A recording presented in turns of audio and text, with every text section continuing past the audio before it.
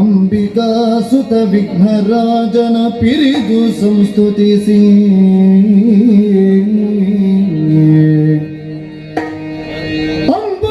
ಅಂಬುನಿಧಿಯಾತ್ಮಜಗೆ ಕೈ ಮುಗಿದು ಅಂಬುಜಾಸನವಾಣಿಯರ ಪಾದಾಂಬುಜಗೆ ಬುಡಮುಡುದ ವರ್ಣಿಪೆ ನೀ ಕಥಾಮೃತವ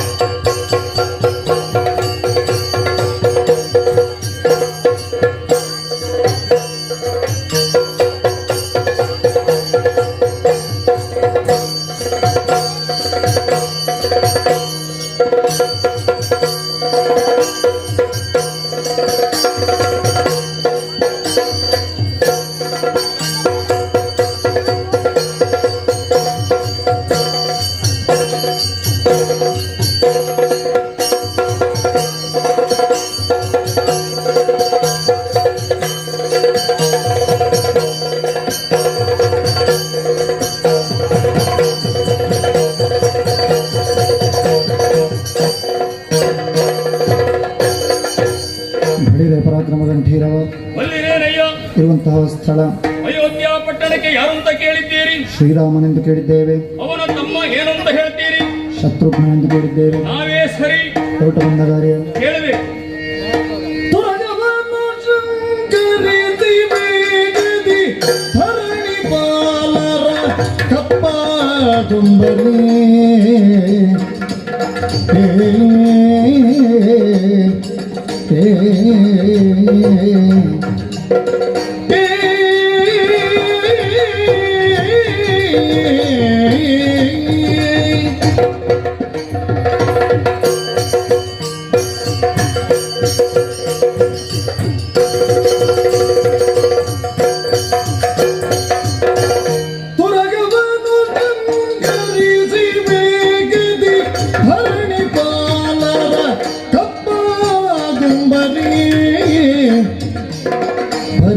ಸೇನಾ ಜಾಲಗುಂದಿಗೆ ಹೊರಡಿಸುತ್ತಲೇ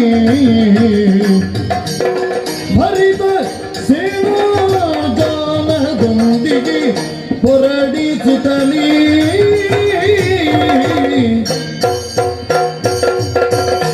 ಶತ್ರುಗಾಗಿ ಸೇನಾಧಿಪತ್ಯವನಿತ್ತು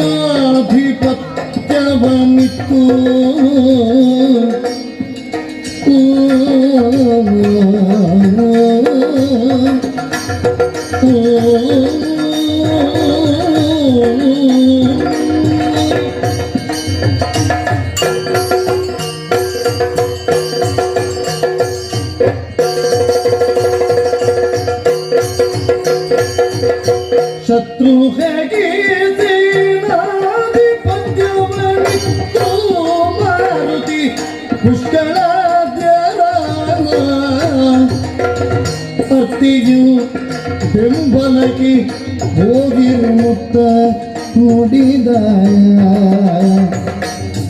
ಅತ್ತಿಯು ಬೆಂಬಲಕ್ಕೆ ಹೋಗಿರುತ್ತ ನುಡಿದ ಶತ್ರು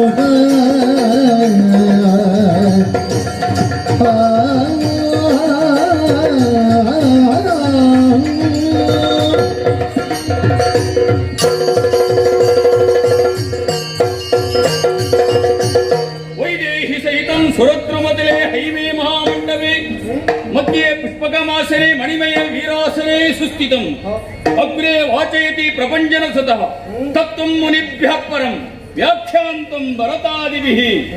ಅಲ್ವಾ, ಎಂತಹ ಯೋಗ ನಮ್ಮದ್ದು. ಶ್ರೀರಾಮಚಂದ್ರಮನ ಸೇವೆಯನ್ನು ಮಾಡುವಂತಹ ಯೋಗ ಭಾಗ್ಯ ನಮ್ಮ ಪಾಲಿಗೆ ಒದಗಿ ಬಂದಿದೆ. ಶತ್ರುಘ್ನನಾದಂತಹ ನಾನು ಸದಾ ಕಾಲವೂ ರಾಮಧ್ಯಾನವನ್ನೇ ಮಾಡುತ್ತಾ 12 ವರ್ಷಗಳ ಕಾಲ ಕಳೆದ ನಾನು. ಆದರೆ ಮರಳಿ ಶ್ರೀರಾಮಚಂದ್ರ ವನವಾಸವನ್ನು ಮುಗಿಸಿ ಅಯೋಧ್ಯೆಗೆ ಬಂದು ಪಟ್ಟಾಭಿಷೇಚನವನ್ನು ನೆರವೇರಿಸಿ ಆ ನಂತರದಿಂದ ಪ್ರಭು ಶ್ರೀರಾಮಚಂದ್ರಮನ ಸೇವೆಯಲ್ಲೇ ನಾವು ಕಾಲವನ್ನು ಕಳೆಯುತ್ತಾ ಇದ್ದೆವು. ಆದರೆ ಬ್ರಹ್ಮಹತ್ಯಾ ದೋಷ ಇದೆ ಎನ್ನುವಂತಹ ಗುರುಗಳ ವಚನದಂತೆ ಅಶ್ವಮೇಧ ಯಾಗವನ್ನು ಪ್ರಾರಂಭಿಸಿದಮ್ಮಣ್ಣ. ಈ ಅಶ್ವಮೇಧವನ್ನು ಮಾಡಬೇಕು ಎನ್ನುವ ಹಾಗೆ ಸಂಕಲ್ಪವನ್ನು ಮಾಡಿ ತುರಗವನ್ನು ಶೃಂಗರಿಸಿ ಪೂಜಿಸಿ ಮುನಿಗಳ ಮಾತಿನಂತೆ ಆಶೀರ್ವಾದದಂತೆ ನಾವು ಹೊರಟಿದ್ದೇವೆ.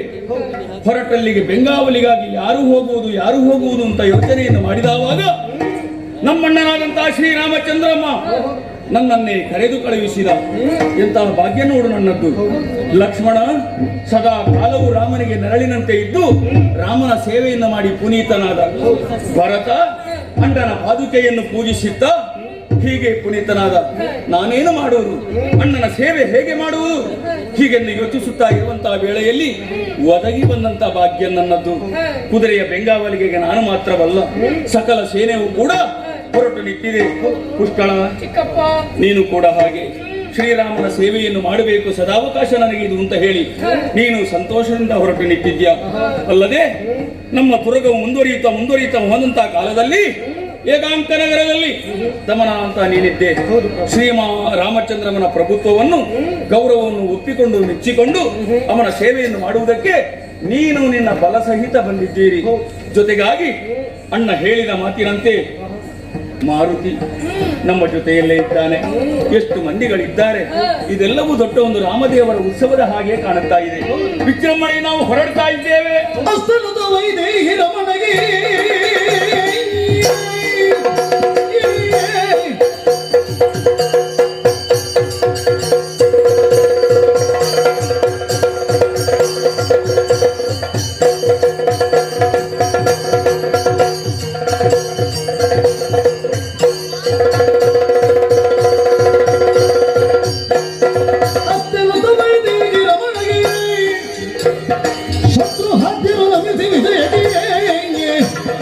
ಉತ್ತಮದ ಹರಿವರುನೆ ಹೊರಟರು ಹತ್ತಿಯಿಂದ.